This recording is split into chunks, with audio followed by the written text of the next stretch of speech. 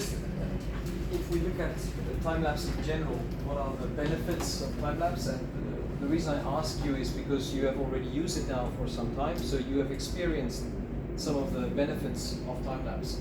And the most important part is obviously the fact that you can continuously observe the embryos, and you don't have to disturb the embryos taken out of the incubator. So this also helps you to control the environment very closely. There's dynamic morphology, so you can see the embryo changes and the morphokinetics. You can combine with the morphology, and this will help you to optimize the culture conditions and minimize the stress of the embryos. And because we can have improved selection and deselection, we're able to also get better embryo development. And ultimately, this will reduce the time to pregnancy. It will improve the implantation and also have a shorter time in order to get the pregnancy. And this is all the benefits that we can get with time-lapse. So with regards to better embryo development, when I speak from the embryo scope type, we have obviously a mixture of gas that is mixed inside the incubator. We use CO2 and oxygen.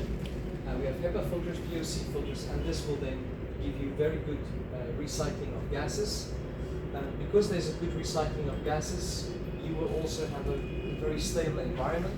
And I know that some people have concerns of patients with COVID, but this has been discussed a lot when the COVID epidemic started, and there was no concerns that that the virus can be transferred from one patient's embryos to another patient's embryos.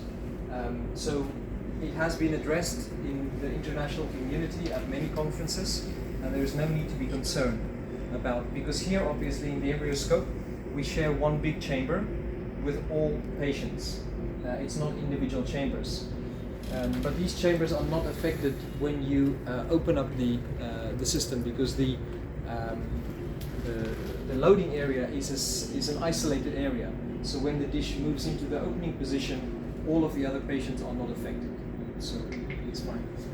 Obviously very good recovery time for both the temperature and the gas phases compared to your typical big box incubators. And again, even though you have a shared chamber, the